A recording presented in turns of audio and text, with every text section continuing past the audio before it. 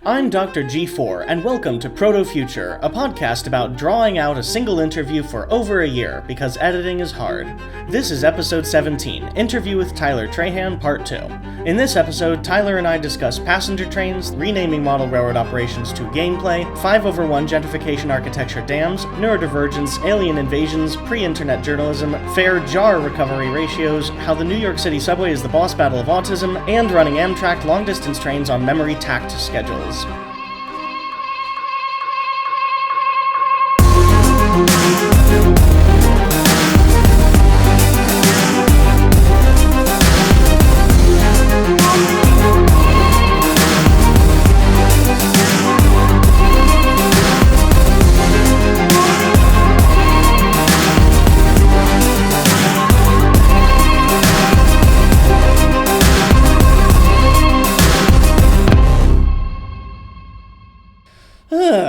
Getting back to the interview with Tyler after a wee bit too long, I can solidly say he is exactly as fascinating as I remember. I definitely recommend you go back and re-listen to the first episode as, split interview aside, his observations about the hobby and world are just incredibly poignant, contrasting all the more starkly with my clunky interviewing abilities.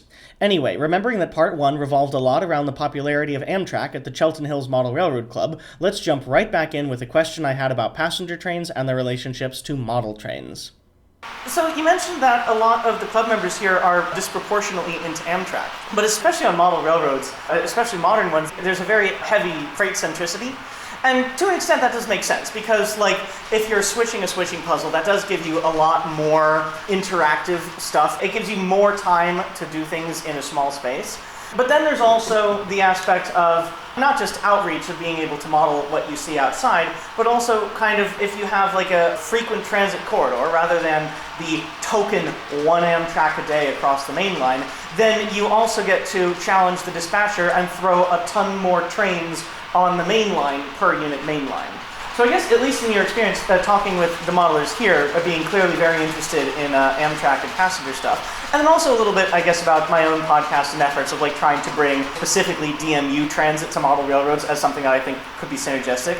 Do you have any thoughts on how or whether model railroading could or should be more favorable to passenger trains, especially modern ones? Sorry to put you on the spot with such a humongous question. It's interesting. I guess I'll start by saying I think a lot of club layouts are built as a showcase more than a representation of a railroad and how it operates. Mm-hmm. That's certainly the case here. There's a freight yard, but it's mostly a place to store trains, which is not what real freight yards are used for. They're for classifying cars. There's passenger terminal, which is mostly used for storing trains. There's some stations, but the stations make sense for where the scenery is. There's a city that has a station. Actually, the station has 2 levels. The station has 2 stations. It has 2 stations. To me, it reminds me of 30th Street. It's 2 levels. But the top level reminds me of some of the Trenton Line stations, like North Philadelphia. But those 2 places on the railroad are scale miles apart. We have another station over there at the town, but there's no reason for our passenger trains to exist because the trains go in a circle and we don't have locations. So trains don't go in a circle, you say. Have you heard of Chestnut Hill East and West? That's true. I think there is a role for passenger trains, especially in a more operations-focused layout. Like you mentioned, having a challenge for the dispatcher. Well, if we don't have a dispatcher. When your trains are going in a circle, every train is sort of the same. It looks different, but it doesn't do anything different. Mm-hmm. If you're operating, you're making station stops. You're prioritizing passenger trains over freight. Or not, if you're modeling Amtrak, and many of our class 1s. I think there's a lot to be gained from it. If personally I were modeling passenger trains, I like switching.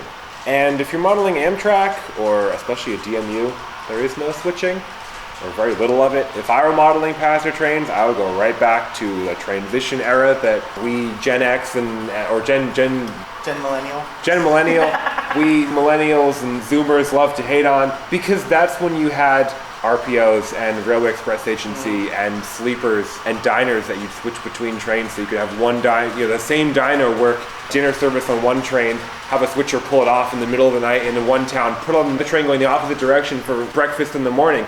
If you were modeling passenger train operations when we actually had good passenger trains, doing weird labor-intensive things. You could have so much interesting operation in a small layout. I'm pretty certain here he's thinking of a recent episode done by the Well There's Your Problem podcast, a podcast about engineering disasters with slides. I'm Justin Rosniak, okay go, yay Liam, where they discussed the insane amount of switching that went on during the passenger trains of yore, linked in the show notes.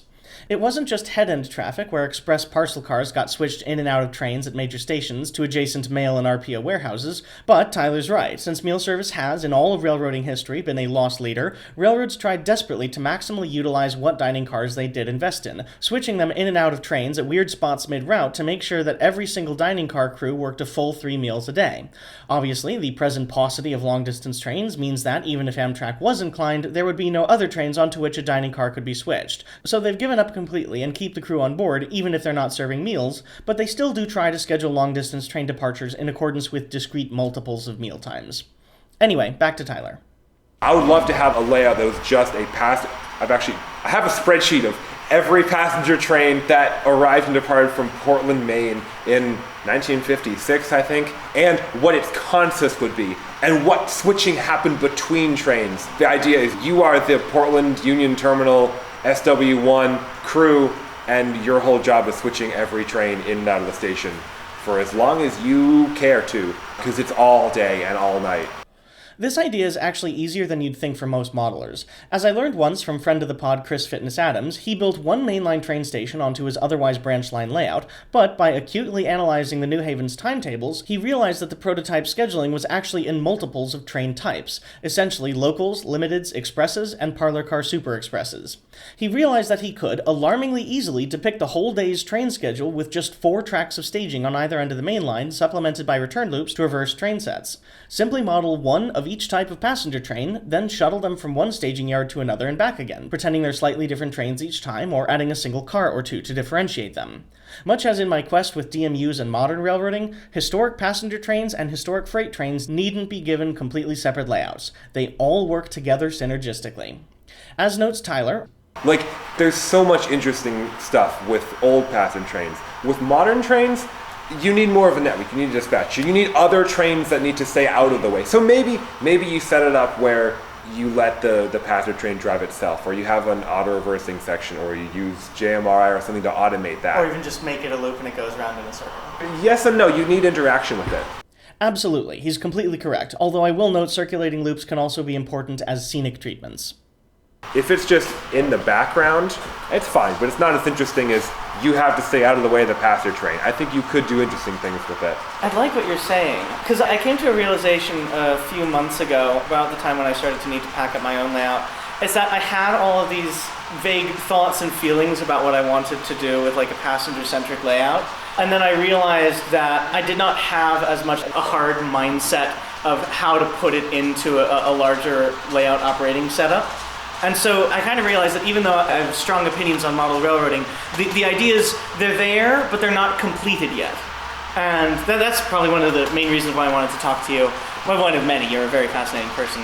Just to kind of work through these thoughts. So with that in mind, there is a little bit of switching on modern trains. Probably the classic example is the Mini Builder, train 808 and 707, especially before the Borealis. There always was a much higher demand on this segment of the Amtrak Empire Builder from Chicago to St. Paul than there was on the St. Paul to the rest of the route, but there has always been a severe shortage of superliners. I think, the last one was made in 95? 96. So especially as a few of them here and there have gotten involved in crashes, and then the Pacific parlor cars were decommissioned, it's been a very static and shrinking fleet. And so in order to cut back on the number of superliners that were involved, they actually did have a mini pseudo train that was just basically anywhere from 1 to I think maybe at the most 4 superliner coaches that were on the back of the builder that went from Chicago to St. Paul, and then they were switched out and waited for the next builder train the next morning to go back to Chicago because they did not have the capacity in superliners in order to fill out every single one of the train sets with 4 extra cars. And so there is a little bit of that. And then I also know, you probably know some of this too, having lived for a short time in Germany and Austria, you mentioned before we started recording, that they do a lot more creative stuff in Europe with like joining multiple high-speed rail train sets or low-speed rail train sets together to be shared for portions of the route, and then they split again with the one half going one way and the back half going the other way. And I mean, if you think about it too, hell, we do that too. We have the Lakeshore Limited, which splits in Albany to go to Boston and New York. And we have the Builder, which itself splits again in Spokane at midnight. 2/3 of it goes to Seattle, 1/3 goes down to Portland, which is absolutely, that is a must ride for any Amtrak fan because they don't have a transition sleeper in the front. And so the high-level window sits over top of the locomotive, and it's like you're riding an iron horse. Yeah. That's cool. And then they also kind of do that as well with the Sunset Limited and Texas Eagle. So the Sunset Limited only runs 3 days a week, like Sunday, Tuesday, Thursday, Monday, Wednesday, Friday, I believe, Saturday off. But the Texas Eagle is daily, and it goes from Chicago to San Antonio, and then those 3 days a week, it waits for the Sunset Limited coming from New Orleans, and they tack on the whole back of the train and send it on to Los Angeles, and then vice versa. So obviously, you are correct that, especially with like RPO freights and Railway Express Agency stuff, there was a lot more of this style of switching that definitely would make things very, very fun way back when during like the height of passenger trains in the 1930s, 40s, and 50s. And some of my thought is that I want to recapture that, sort of. It's like there are plausible mechanisms to do that these days with modern equipment. And instead of maybe just sticking to strict prototype modeling, we could embellish a little and bring some of that dynamic fun like into layouts that are outside of the 1930s, 40s, and 50s. Sure. I'm all about embellishing. Like, train simulation games, so they have to, the fans demand that they're very accurate. But where there's opportunities, sometimes like freight trains, you don't always know what's going to happen. Or like maintenance services. I'm like, well, let me find something different you can do with that. If I'm ever writing, a scenario or something that is a one-off, what weird thing can we do? What train can break down that we have to rescue? This train normally doesn't go take this path or normally make these station stops. How can I write a scenario that is realistic based on something that would happen, but lets you do something different with it? All about the gameplay. Can we, as a hobby, henceforth discuss model railroad operations in terms of gameplay?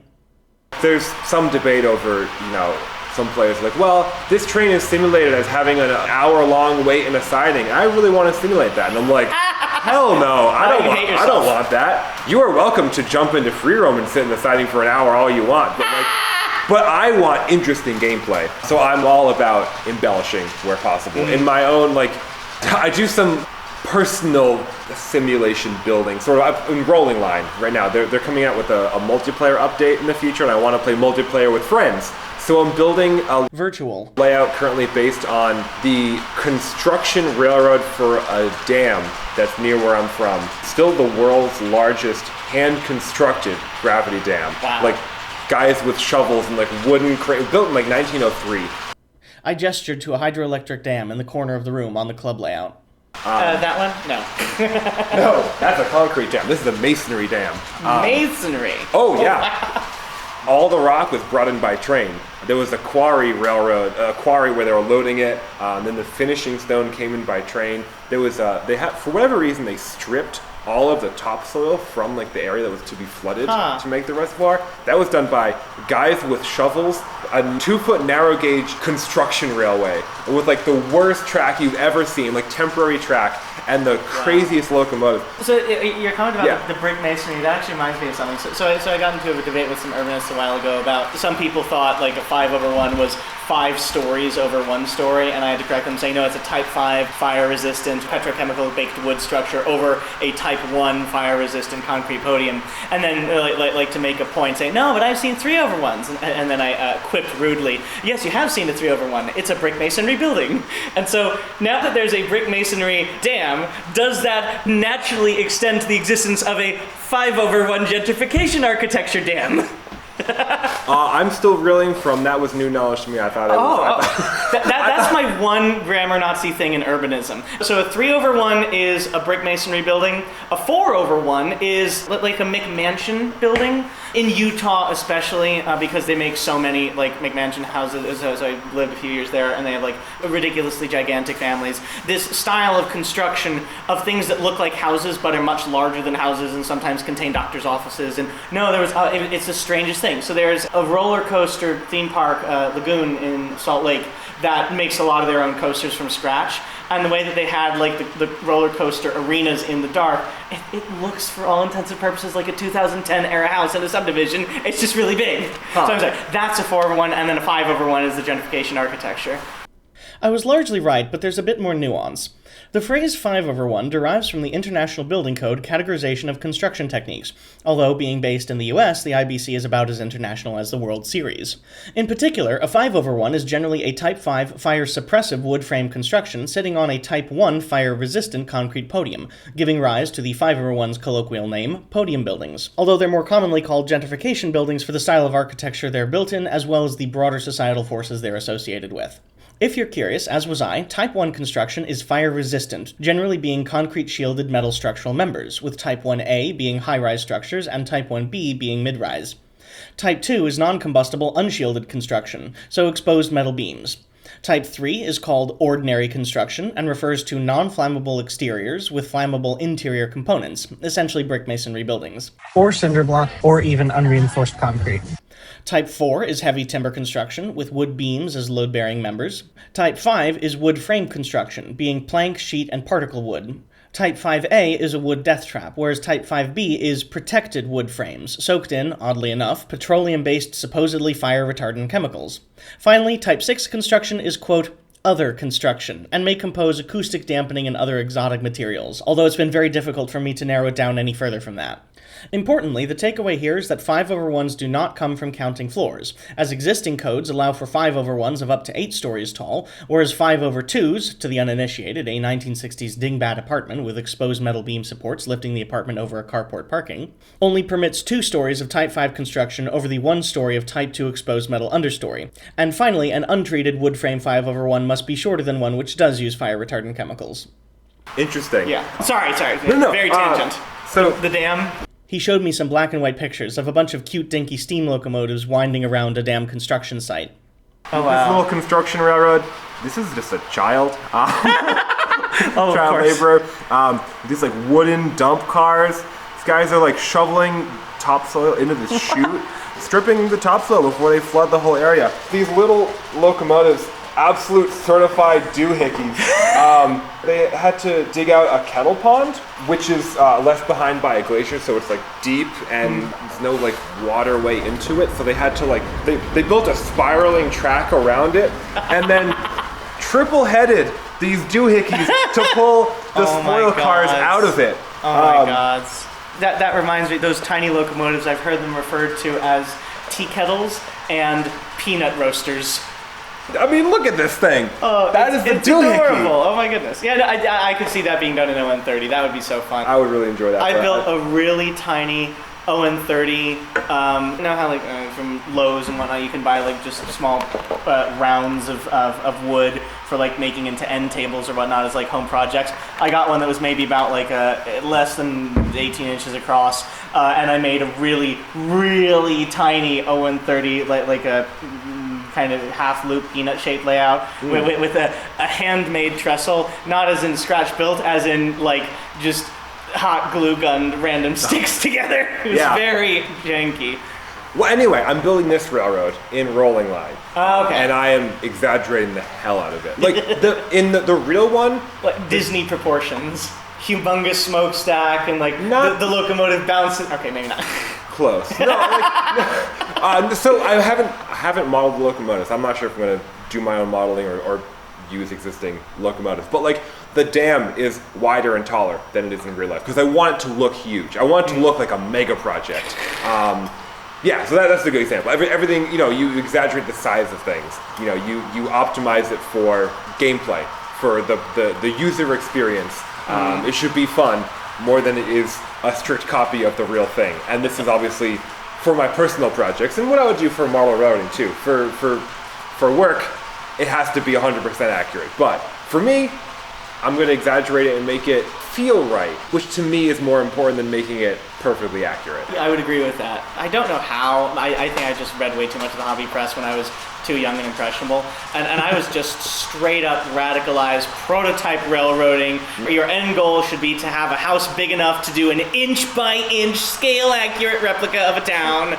And then I think it was actually like the morning of my 20th birthday, I had one of those moments when you like didn't quite get to sleep, but you definitely weren't in a waking state either. And so it was kind of like a fugue state somewhere near 2 or 3 a.m. Yeah. And I realized, wait, no, I can't do that. As hard as I try, I will never, ever be able to truly accurately replicate the steam locomotive because it's still a plastic model with a can motor inside. Therefore, my only option is to build a working live steam locomotive. And I tried that for a few years. And then I realized what I should have realized with that realization, that you will never, ever be able to make it an accurate prototype model. Therefore, give up and do something that's more fun. If you actually want to deal with the prototype, like that's when you go to work on the railroad as a job, or you spend all of your hobby time volunteering at a tourist railroad instead of making a model railroad. But as far as a model railroad goes, it's like the reason why you get paid money as a job is to deal with the job when it's not fun anymore. Yes. And nobody's paying me to build a model railroad. Yeah. And so if it's not fun to do that, then maybe you should spend your time doing things that are fun. And maybe some of that means changing around the model railroad bit. 100% agree. Yeah. No one is paying you to spend Christmas Eve filling 5-gallon buckets with hot water to thaw the toilets because the entire train is the... Can I say a brick of shit? Yeah. Shitsicle. Yeah, the very enterprising employees of the car shop built a drill for drilling out the shitsicle of the flush pipe that would be frozen solid. Yeah, if you're not being paid to do that, you should not be doing it. Exactly. Oh my goodness. If you're not being paid to work 12 days in a row, all 12-hour days, you should be. Oh my goodness. I have loved working for the railroad, which is why I want to model something different. No, because the model can, like you said, you can never replicate the real thing. That's why I don't have any steam locomotive models. It'll never be as good as a real steam engine. Especially for somebody who's worked on one. Right, I know too much about steam engines to enjoy something that tries to replicate a steam locomotive and fails. Same reason, like, I don't play any of the simulator games that really try to replicate a steam locomotive. I'm really interested to try Century of Steam when it comes out. But there's some other ones that try and have you like fire the locomotive, and I'm like, I've done that in real life. It's both easier and harder in real life because you have to shovel, so it's more physically demanding. And also, game over is a little bit more permanent with a crown sheet failure. It is, and it's harder in real life because the game makes it easier. Because they have to, because you don't have the other sensory experiences. You don't have the time that you put into learning how to do it well. Firing is weird and really it's a mind game more than it's a physical game. But for anyone listening, like driving a train, so much of it is by feel and by you knowing the railroad from going up and down it every day. You can't really replicate that in a you can drive a simulator every day, but unless that's your job, you're not going to drive. You're not going to be as familiar with a simulated train game as you are the real territory that you work on. And you're never going to have the butt in the seat feeling of what is the train doing, what is the slack doing. You can't replicate it. So I actually play the games that don't even try. Like one of my favorite things about Railroader is there is no fireman. The locomotive just moves, like you always magically have the steam you need. The simulation is simplified, but you think instead about like the broader scope of I've got these cars that need to go to these industries at these times, and I've got a timetable. You think about running the railroad. You still drive the train, but you're not focused on simulating the train, you're focused on simulating the railroad, which is something that you can't do in real life, unless you're a manager. But even then, every railroad manager I've met is miserable. so maybe you don't want to do that for your real job.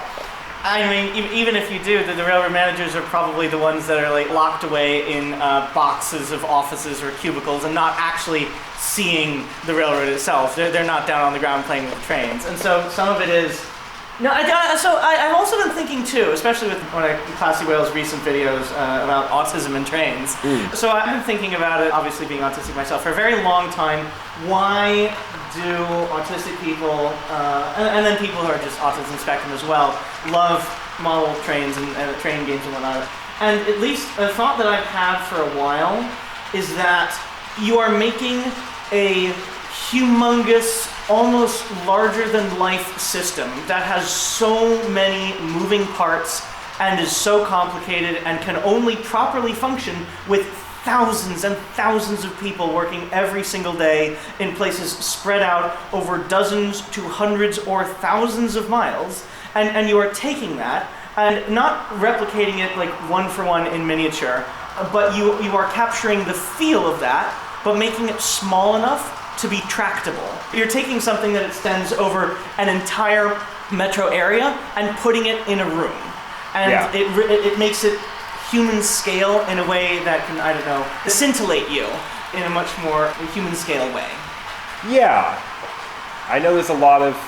Every autistic person experiences autism differently, and we don't have a really good scientific understanding of what it is and why.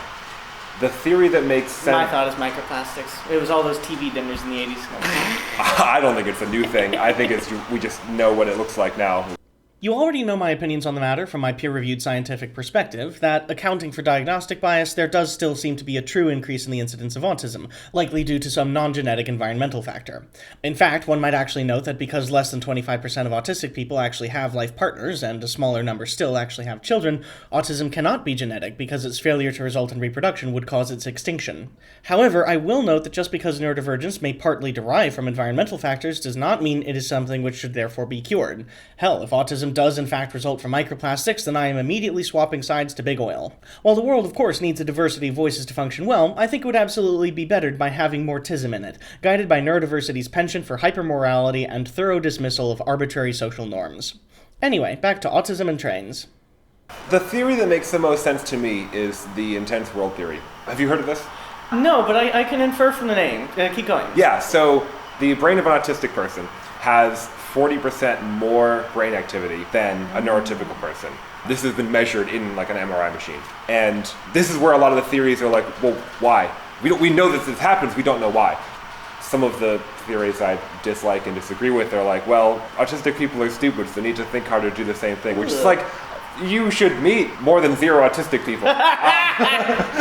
But no, what makes the most sense to me is like, I love that theory because it explains everything. It explains why sometimes decisions are hard. Sometimes changes in routine are hard. Because sensory things. It explains all the sensory things. So you experience the world just more intensely? Everything's more intense.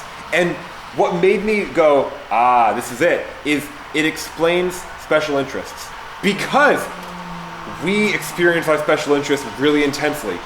But it is less scary because we already know so much about it. If you're telling me new train facts, I already have a bunch of train facts in my brain, so it's really easy and comfortable for me to assimilate the new knowledge into my existing knowledge.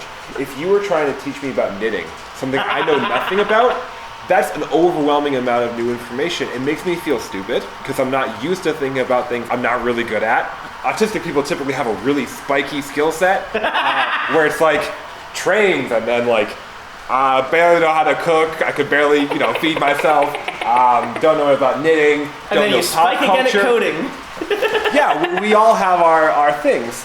But that's for me, that's why special interests are such a captivating thing. Because we can enjoy the intensity because it's not new and unfamiliar and scary. It's all, trains are really exciting, but like, I'm here for it. I'm really good at trains.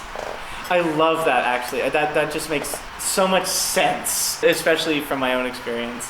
But no, I love the name, like the intense world theory. That reminds me a quote that was said of various groups of people over history, but mostly it's said in history books, with all due respect to historians. Autistic people are like any other people, only more so.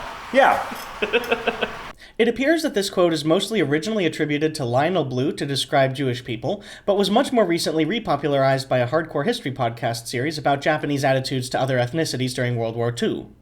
With all due respect to Tyler, and clarifying that the following is not necessarily representative of his beliefs or our discussion, I'm just taking the moment to pontificate, I think I should use this opportunity to discuss my thoughts on Judaism.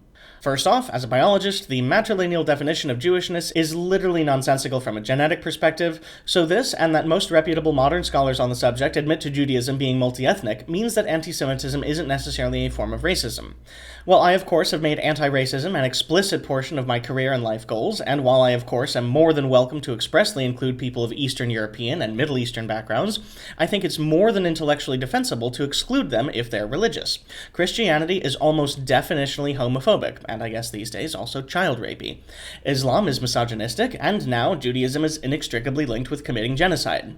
In light of recent events with the blood of almost 100,000 women and children on their hands, Judaism is proof positive that it doesn't matter if a genocide was committed against you, you're still not allowed to commit another genocide in your own name. I don't care if your ancestors made bagels, who doesn't love bagels, although as a vegetarian I have issues with lox.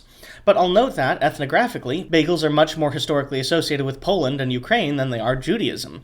But if you define your ethnicity by whether or not your mother read a particular religious text, then we have a serious problem. Let's just be clear here for a moment. I do believe the Holocaust was real and was committed against Jewish people, but also don't forget the Roma, the Spaniards, LGBTQ individuals, disabled individuals, and political dissidents as well. So long as you don't believe in a God, Yahweh, Allah, or any other spiritual energy at all, and especially if your ancestors were holocausted, I am perfectly fine and will proactively go out of my way to include you, your identity, and your heritage. In fact, you know what? As a former evangelical Christian, I even myself recognize that many people are on different stages of their deconversion journey, so I'll probably forgive a little spiritualism so long as you admit that science, evidence, and logic reign supreme over any particular religious text your child rapey priest, rabbi, or imam ascribes to. If, however, you define your ethnicity by believing in only one particular god, then I have a humongous issue with your entire existence and will fight my entire life to eradicate it. From the river to the sea, motherfucker, anti-Semitism is woke now. Anyway, and with apologies to Tyler for this diversion, getting back to the intense world theory of autism. We experience things more intensely. That's like the fundamental part. The other fundamental thing is we think like bottom up processing. We look at all the details and then have to form meaning out of it, which is different than most neurotypical people who see the big Top picture down. and then have to look closely. And they have we to see suffer all the through details. They do. Yeah, and it's both good and bad. It's one of the reasons why I'm so good at my job. It's because my job is really detail oriented. It's also the reason why reading the news is exhausting, because I have to figure out what of all this deluge of bad news do I have to pay attention to and care about, and which can I go, Unfortunately, I all don't of it need to every know single this. moment forever. Here we are, getting to the discussion a mere year after it was recorded, half a year after the first episode, and a quarter after it was relevant to the Lucid Stew interview. I'm doing my best. I actually don't read the news anymore. Full confession. I still do, but like once a week. It's not good for me. We talked about this earlier, but maybe this is when we get into the politics and worldview section of your questions you wrote for me. But we both sort of live by this theory of you have to put on your own oxygen mask before you can help others with theirs. Mm-hmm. And for me, reading the news is not reading the news is my way of staying sane. If I read the news, I would just I couldn't keep going. Like I couldn't engage with the world if I have to pay attention to all of its horrible details. Yeah, no, Tyler's right. At the time, I was coasting off of a somewhat insular experience in a college town, and was in fact invited to not pop the bubble on the way out, but now I completely agree and have largely turned off from news myself, but for the occasional dalliance with my beloved hyperlocal citycast. In many ways, as the news just keeps getting worse and worse with every day, I've borderline dissociated from it. It's almost like disaster porn. It's like so many things are going wrong at the moment, and it almost feels like a lot of the reporters are kind of screaming into the void. Some, especially a lot of the older, bigger legacy news organizations, they're doing like very 1990s style, This American Life, just the facts, ma'am, but you state it in such an impactful way that everybody automatically has to intuit the conclusion. And I guess that does have a place in the world, but the very state of the world is proof positive that it's not enough. that you can't just describe a problem and a motivation to solve it without also describing the solution. And then also, basically everybody knows these days, we all live in a post-internet world, we know that everybody has a bent, a perspective, an agenda, and that's not necessarily a bad thing, but it makes it such that you cannot really trust the organizations who pretend that they don't, because we all know that they do inside. And again, it's like just so long as they wear it on their sleeve, that then you can pick and choose what you want, and then ideally challenge yourself to some new perspectives every now and again. But it's almost like, maybe it actually goes back the other way too, that it's toxic for NPR to pretend that they don't have a bent or a perspective and that they only do just the facts man reporting, because then that gives license to Fox News to do the same thing, to spew their clearly one-sided perspective, but then coat it in the complete lie of, oh, this is just the facts man reporting too. Look, NPR does it as well. What I've done that actually, I would say almost the single best thing that I've ever done in my life might actually be just getting a subscription to The Atlantic. And annoyingly, they don't do it monthly. They only do it yearly. And so it's like almost $100 a year. So especially like if you're younger and have less money, it's a really big investment rather than just take that divided by 12 and then make it recurring. I don't even think they're technically a newspaper. I think they're technically a magazine. And they do a lot of long format sort of reporting. They are not breaking news. You're not going to find an article in The Atlantic 3 to 5 hours after the news hits. You're going to find it 3 to 5 days after the news hits. But you're going to find it twice as long and 4 times as interesting to read. And it has made me such a much more worldly and knowledgeable person to shamelessly steal all of the opinions that I read about in The Atlantic and pass them off as my own. I wish more news outlets did stuff like that. And then I guess also to what you're saying, that it was just less reporting only about how bad. Maybe that's why I'm an urbanist. Because as far as the urbanism space goes, especially like YouTube urbanism and or / grassroots urbanism, to whatever extent those things can be co-localized, it's that a lot of urbanism kind of is solutions oriented in a way, and not much like the Ezra Klein abundance agenda, much more like a look at this over here in Europe and how much better they have it. Let's just copy and paste and bring it over here.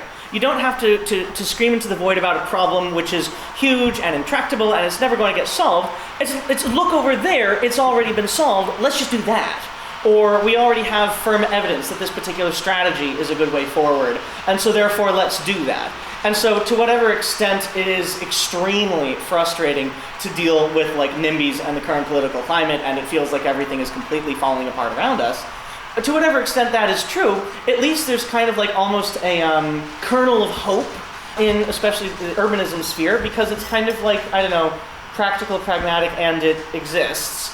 And there are solutions. The problem is not, oh look, we're all falling into the sun. The problem is that there are ways to get us out of it. We only have to worry about enacting that way. Well, so you just brought an interesting thought that I'm still workshopping and bouncing around my brain. But the format of mainstream news, where they talk about here is a problem, here's who it's affecting, and leave it there.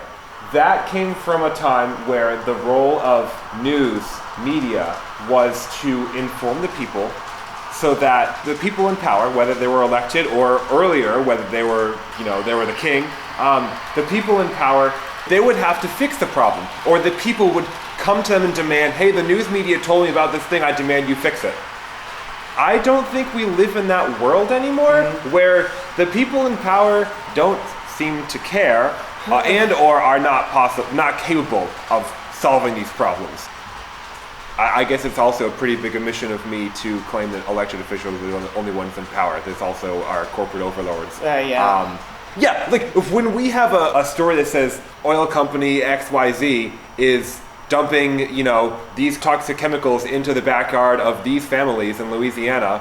Back in the day, oil company XYZ would have been run down by a mob. Right. Now they go, oh, well, that's an annoying PR. Oh, well, let's keep doing it anyway. Because no one who has the power to stop them will do it. Or no one has the power to stop them. I'm unclear.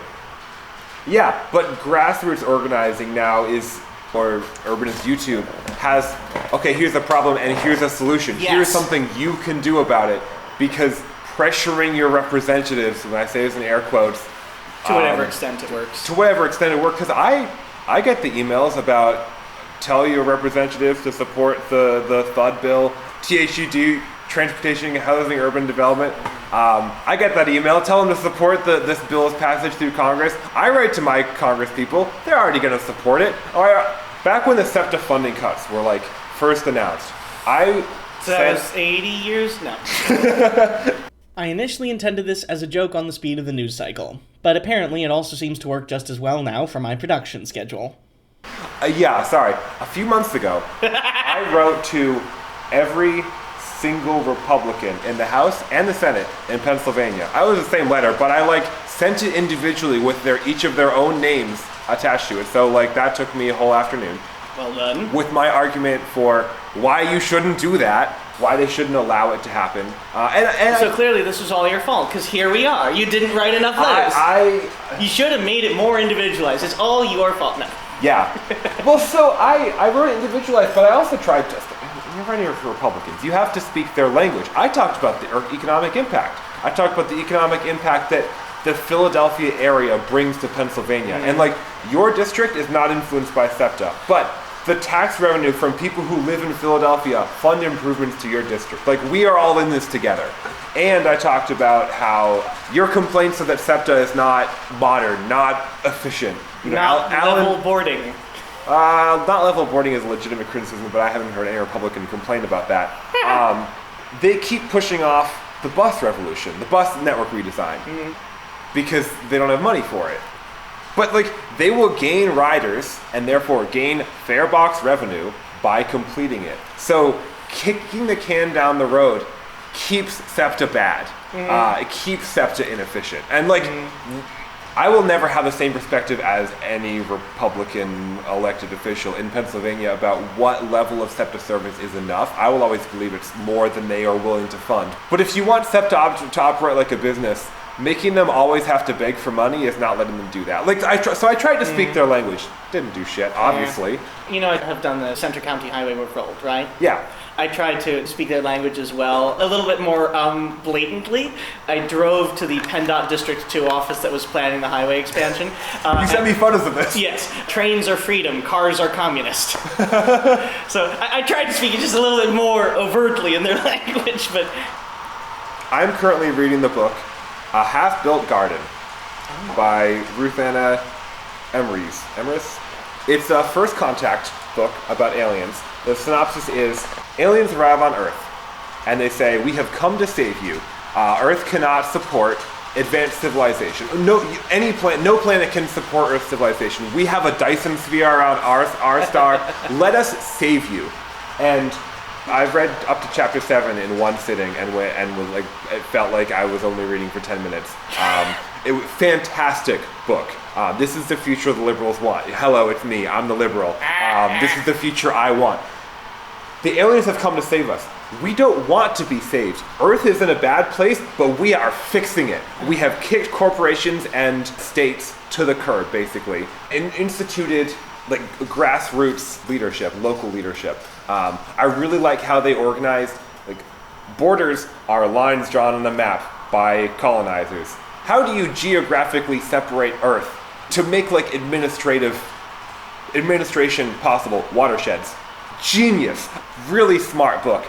I don't know where I was going with this, but Amtrak is mentioned in the first couple chapters because it's a representative of the U.S. government who's there, and the main character is I don't speak for the United States. The United States does not speak for me. I'm part of this grassroots collective, and the U.S. government officials yeah, but you pay your taxes, right? You're a U.S. citizen. They say, well, yes, technically, but only technically I live here, but. And I ride Amtrak. They're the U.S. government founded Amtrak, right? But no, it's. I really like the grassroots organization where we still have to live in this broken system. It's called the Dandelion Network. It's a fictional revolution where the dandelions grow through the cracks in the concrete. Again, I'm this much through the book. I'm a fifth of the way through the book. Since it has been so long since the interview, I asked Tyler if he wanted to add anything for the record, although I had to clarify that the record in question was paleontological stratigraphy.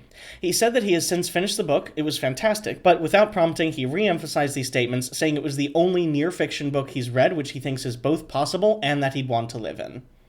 My understanding is the way the plot goes is the people don't want the aliens to save us. They want to keep living here.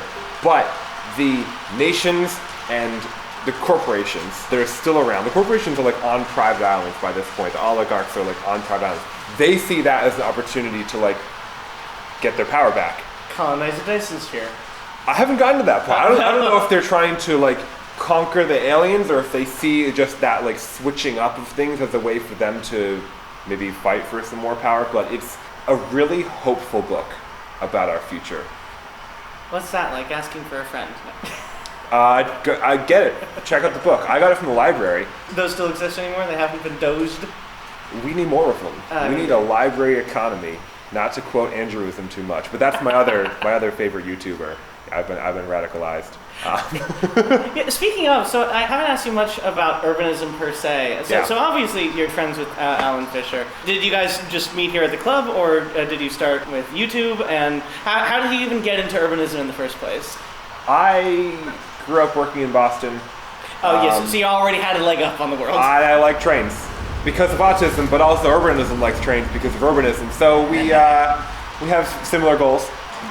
What did get me into urbanism? I really liked riding public transit, like around Massachusetts. I didn't do a lot of it until after COVID, but I didn't do a lot of it in other parts of the country until after COVID.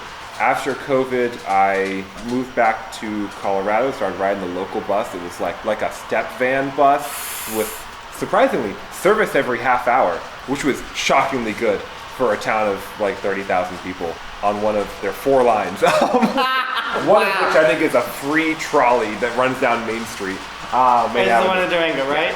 And they're all step van. So it's like, I don't know, Playmobil's baby's first transit system. They are doing their best. It is still stuffed cash in the fare box. Sorry, fare jar. It's fare jar recovery ratios. Yes, fare box. It is box shaped. It's not a jar, but it is not a machine. It is a plexiglass box that you put a dollar bill, or they used to have tokens that would also feed the parking meters.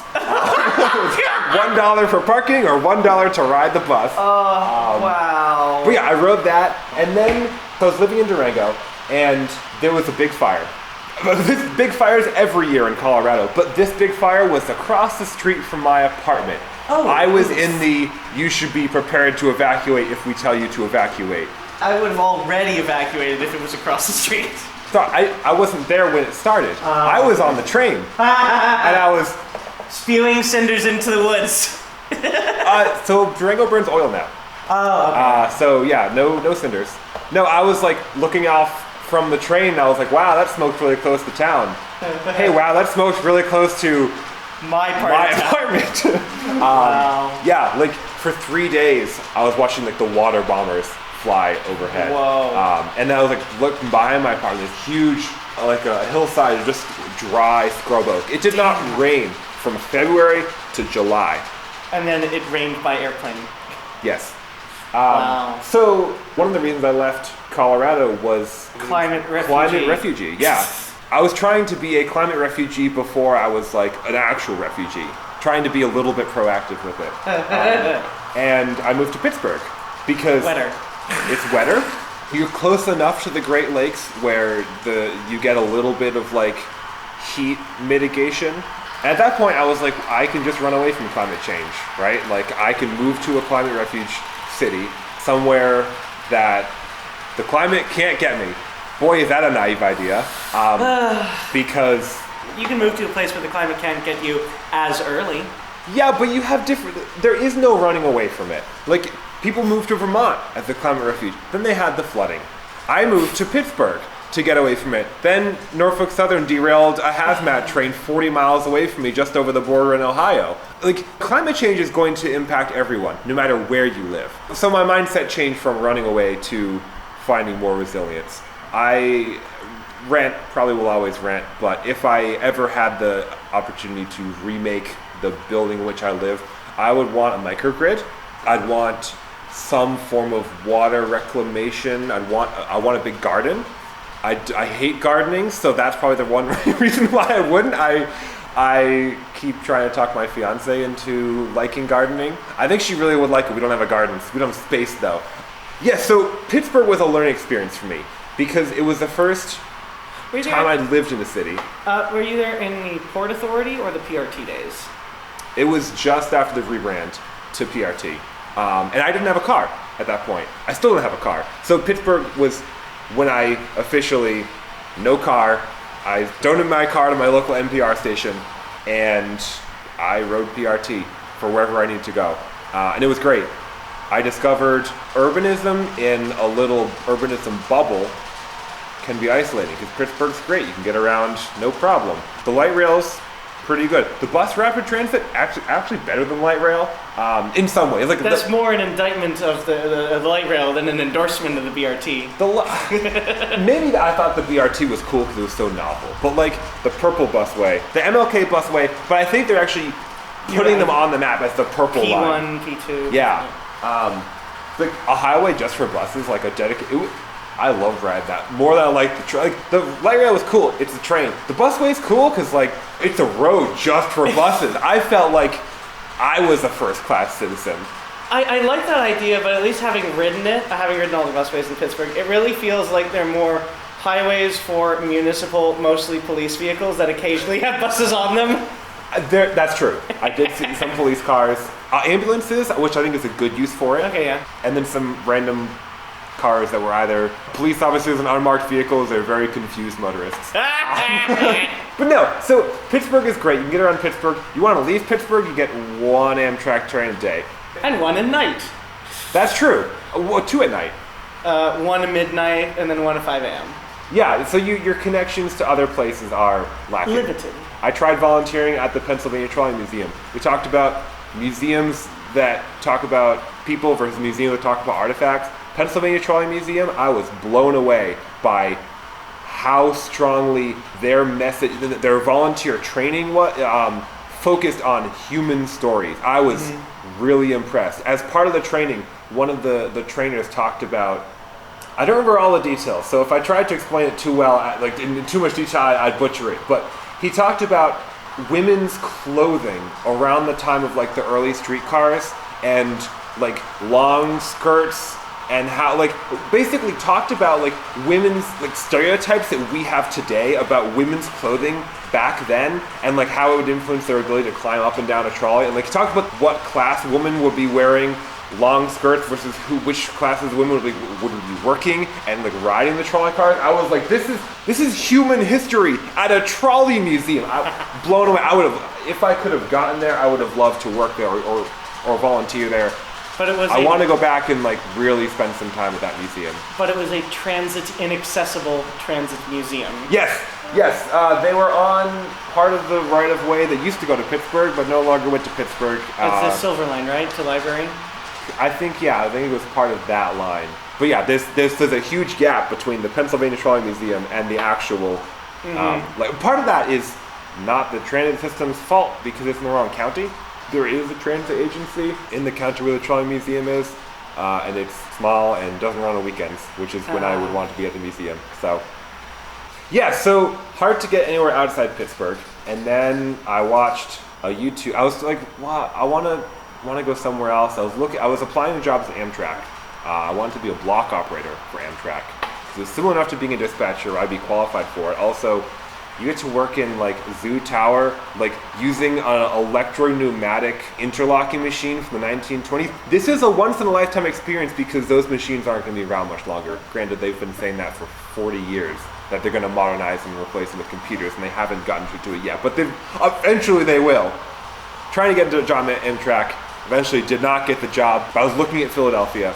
My partner got into grad school here. So we eventually moved for that. So I was thinking I was going to get a job, and she was going to grad school here.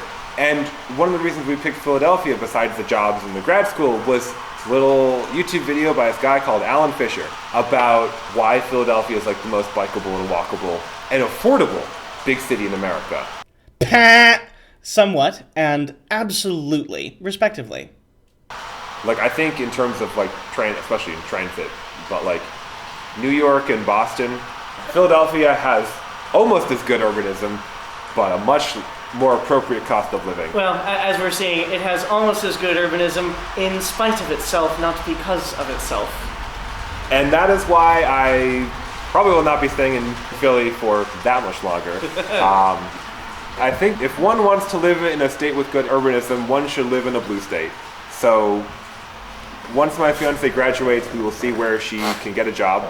That will be the main decider. As someone deep in the existential terror of the job search myself at this moment, oof, do I feel that one on a spiritual level. But we are aiming for somewhere along the Northeast Corridor, because you can get to other places, unlike Pittsburgh. My family still lives up near Boston. So it's easy for me to visit them. So New York and Boston are top of my list, despite the cost of living. They both have different pros and cons. Pro, from a railfan perspective, Boston still has trolleys. Con, from a railfan perspective, Boston still has trolleys. Yes. Well, also, I'm really familiar with Boston. Yeah. Which is a pro and a con. I feel like I've already done it a little bit. 10,000% do I feel this. Especially as someone who also loves cities, has moved a lot, and, well, now that we're on the subject, has autismed the entire Northwestern Hemisphere, plus or minus Calgary, Tucson, and Guadalajara, I completely understand the often undeniable urge to not retread old ground. Yeah. I also don't like living You want to be stimulated with something new. Yes, and there's two parts of that. One is, I don't like living somewhere where, with a romantic partner, where one of us knows the place a lot better than the other. Asymmetric. Right. I had that experience in Durango, and it was uncomfortable for me. And I think it would be uncomfortable for her if we were in Boston. I knew everything, and she was a tourist, essentially, trying to... She would never feel at home in my hometown, and I would never feel at home in hers. I've tried. She's a Coloradan? Oh, yeah. Yeah, from Durango. Gorpcore? Gorpcore? Yeah, probably. I don't think she'll listen to this podcast, so but I'm not going to say anything mean, because I love her. She's amazing. No, so the other part of that is, you said something about it earlier. We were talking about autism and model railroads and having that intellectual stimulation. If you know too much about something, or if something is too simple, it's not interesting anymore. Exactly. I don't feel like I've outgrown SEPTA, but I definitely understand SEPTA enough where it's not super fun for me to learn more about SEPTA, because like I already know all the lines, and you know, the New York City subway, that's the next level. If I get bored with the New York City subway, that's the boss battle. That's the boss battle. That is, yeah. You want a special interest that will keep you busy for a long time. The rest of your life. That's the goal. Yeah, so I visited New York a couple months ago. Felt awe for the first time in years, and felt optimistic about my fellow humans for the first time in a few years. Oh, yeah, you should really have a doctor check that out. It may be the sign of a lethal condition. Yeah. Like, being part of something so big with so much energy. Philadelphia is cool, but it feels like people who live in Philadelphia hate Philadelphia. Nowhere near as much as people who live just outside of Philly. This is true. I was told by several people in Pittsburgh, oh, you're moving to Philadelphia? Don't get stabbed. Really? I have not been stabbed or shot or mugged in Philadelphia. It's been perfectly fine. I did watch a bunch of police run down the street with their waving guns in Pittsburgh. They arrested my next door neighbor for I'm not really sure what, but it was very exciting to look out my window. Yeah, but New York has an energy that Philly doesn't. It really does, especially nowadays. So I lived there for like 50 weeks in 2017-18 before grad school. I could not stomach the remaining 2, and so I asked if I could duck out for grad school a bit early to say that I hadn't lived there a full year. But admittedly, I was also living on Long Island, just outside of New York City. And back then, it really... And so during that time, I did ride like every single line of the New York City subway, going to all 472 stations.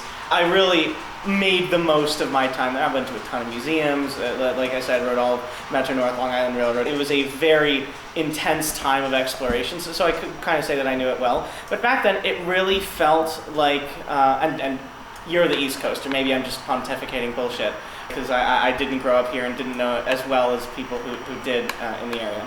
But back then, it really felt like it was a city that was good, like Philly, good in spite of itself, not because of itself, that the individual components were so spectacular, American Museum of Natural History, the Met, Broadway, what have you, but that the getting around the city, the infrastructure, the sidewalks were always in terrible disrepair, the hot summer street trash, because they don't have alleys or dumpsters.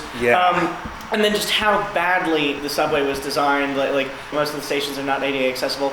It felt that as good as the city was, just the actual getting around was so arduous and wore on you so much that it would not, that it didn't make it worth it. But then I returned for the War on Cars and City Nerd live show in January.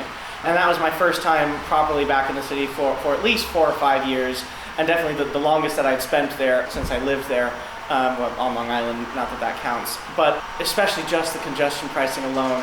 I came up out of Penn Station, the formerly dark, dank hallways. I came up out onto 6th Avenue, and I was accosted by Midtown Manhattan's calm and quietness. And especially the build-out of the bicycle network. So many high-quality, curb-protected cycle tracks everywhere.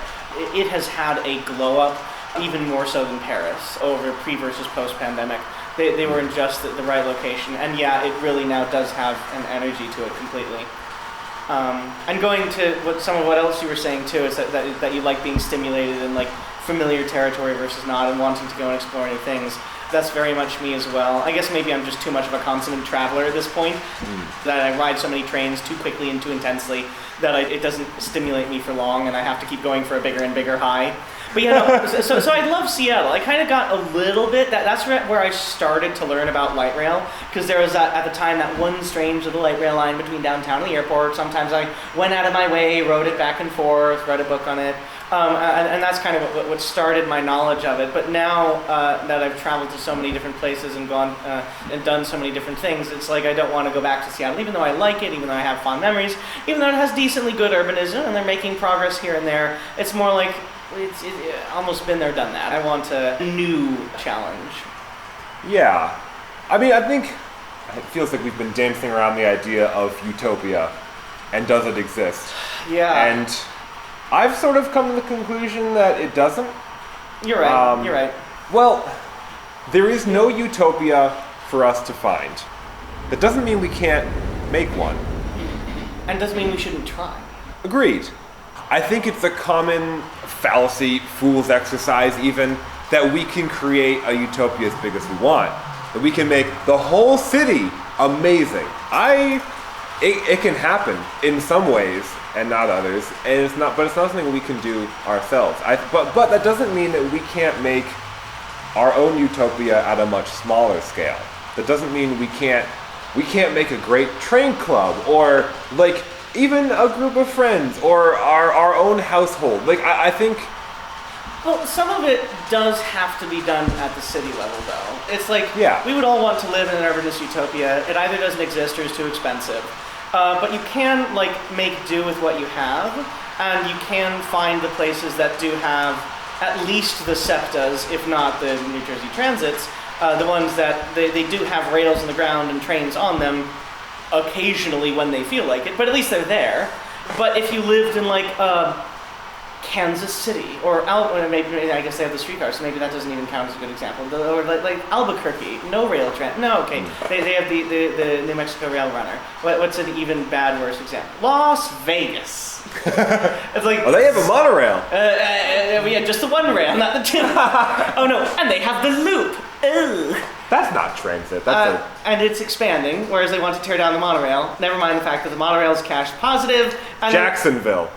Oh, yuck. That place is just so many levels of straight. Sorry, Marcus, if you're listening to this. But yeah, so it's like at some point, like we can try with our own little utopias, make a nice house, make some good friends, go to like the nice urbanist cafe in the nice walkable area. But I mean, even that gets to the point. It's like if there is no walkable area, if you live in Saginaw, Michigan, and it's a suburb without a center, or again, places like Vegas, no intercity rail transit, yet. No local rail transit, no regional rail transit.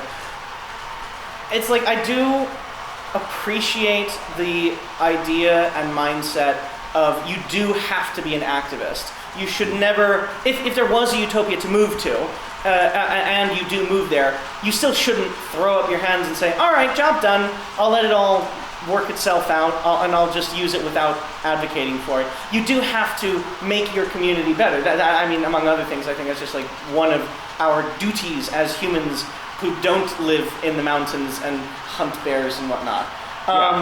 But then also, I mean, at the end of the day, I like trains, and I want to ride trains, and I could move to a place that has trains for me to ride, and I can still work to make it better.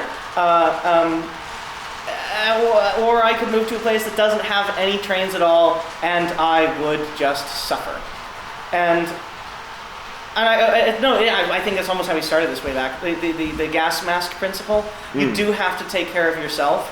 And I do know that not everybody has the freedom financially to be able to up and move to a place that's not a utopia, but even more in the direction of a utopia.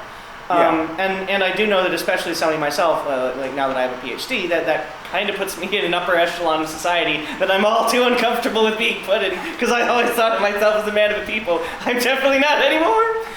But I know that I might selfishly pursue going to a better place, and that other people who I leave behind might not be.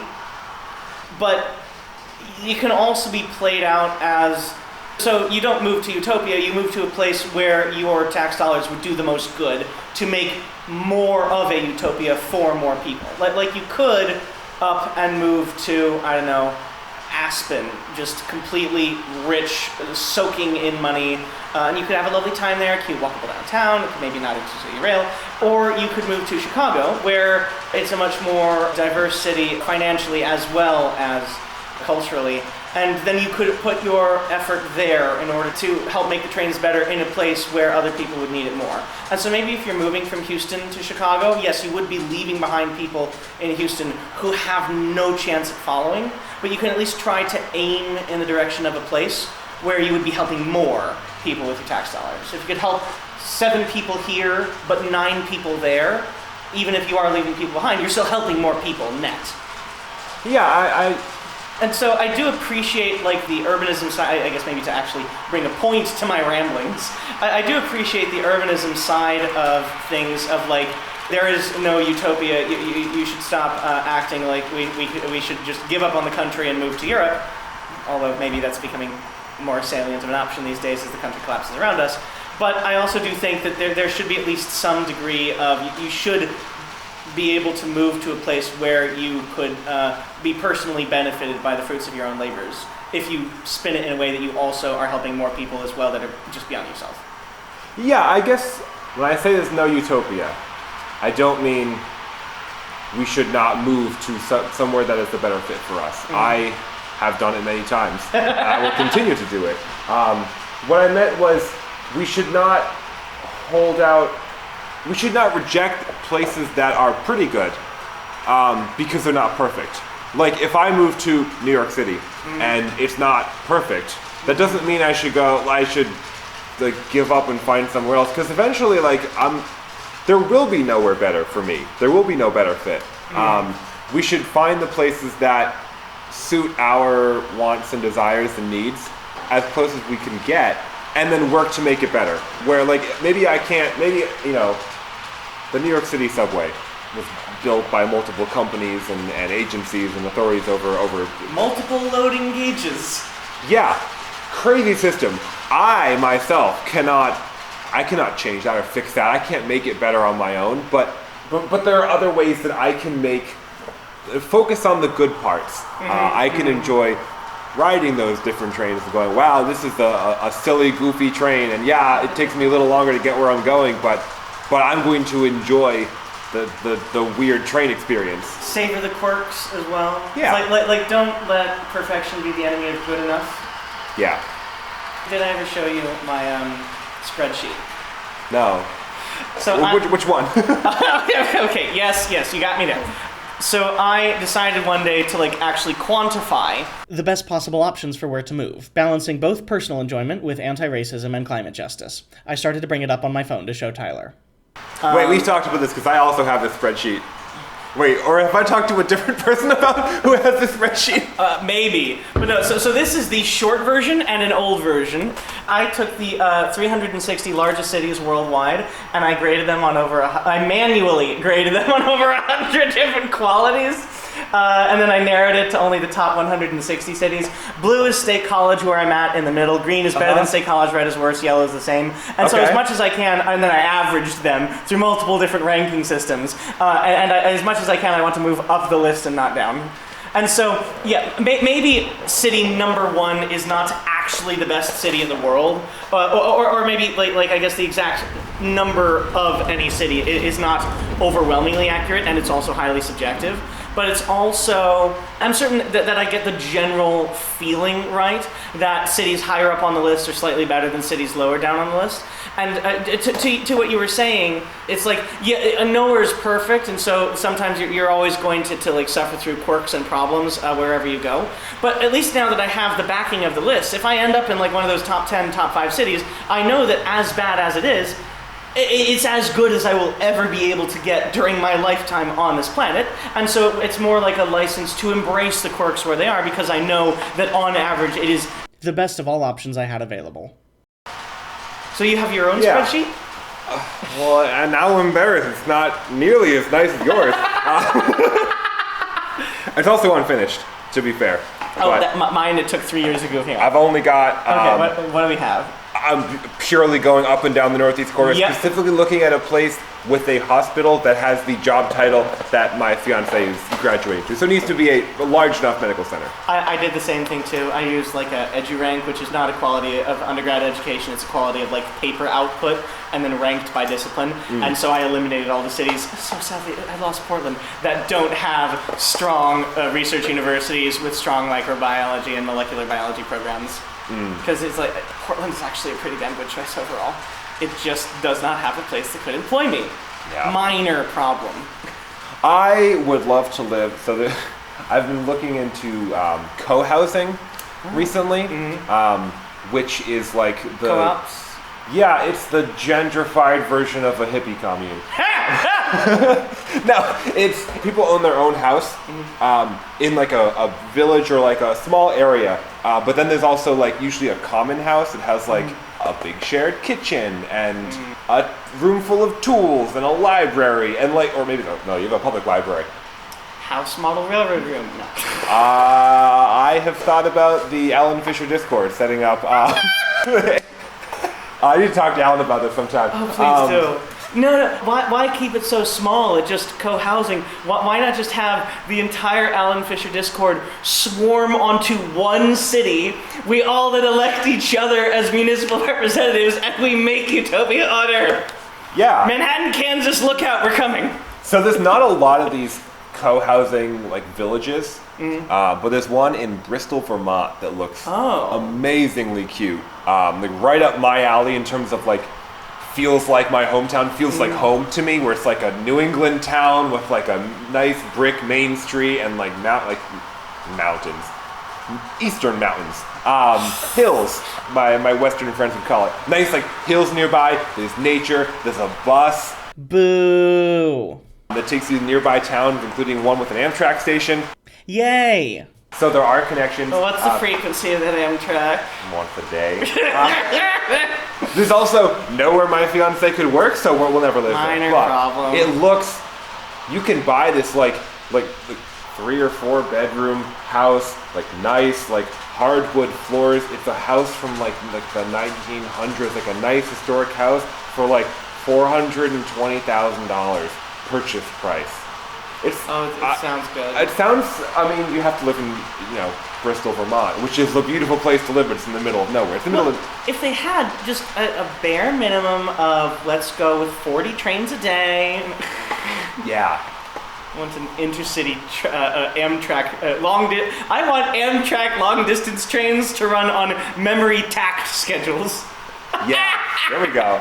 Superliners every 30 minutes. Well, I mean, there's also co-housing villages like in like the Boston area that I would seriously look at, because like, what if you knew your neighbors? What if you? I don't understand. I know. I know my neighbors because I read because I see their mail, and I'm like, wow. I won't name names because what's the odds she'll listen to this podcast? But wow, Ashley sure buys a lot from Amazon. like that's the most I know my neighbors, and that's sad. But like, a lot of this is like the decline of third places. I think we need smaller communities, like almost fractal in a way. We need like our household and then a community around that household. A good old walkable neighborhood bar and coffee shop. Yeah. I live in a 15-minute city. Essentially, my neighborhood is a 15-minute city, and I love it.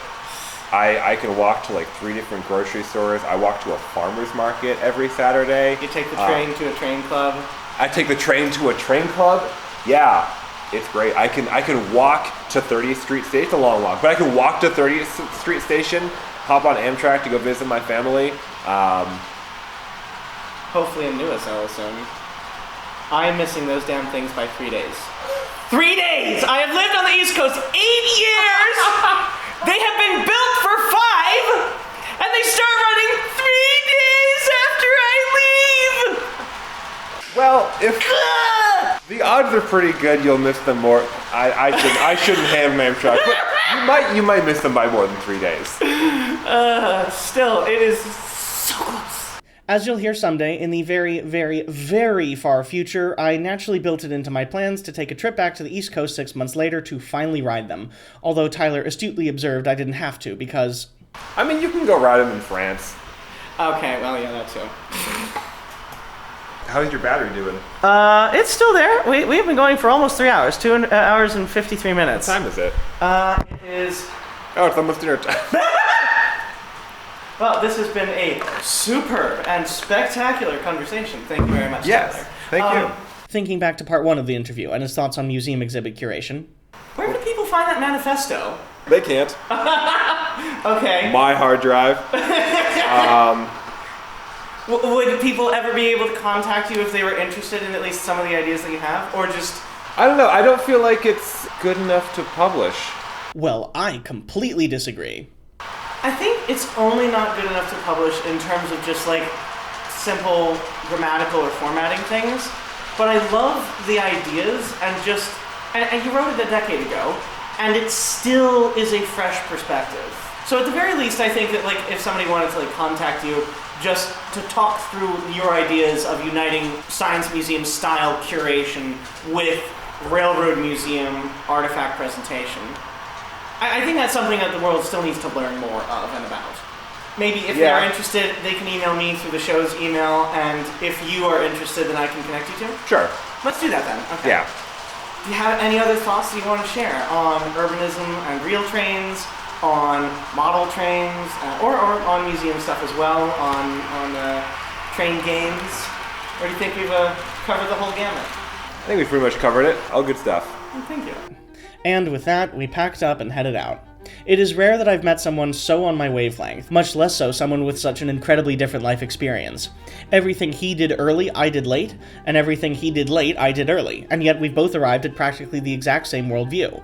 Tyler is a bloody brilliant genius and straight-up Renaissance man, someone who knows how to think and how to observe the world. I am honored to have had the chance to interview him, and saddened the interview wasn't done by an infinitely more qualified actual journalist. He is a prodigious fellow that far more people should be listening to, and I cannot wait to read his autobiography. I genuinely hope I may touch base with him again in the future and have additional chances to pry at this fascinating brain and life story of his.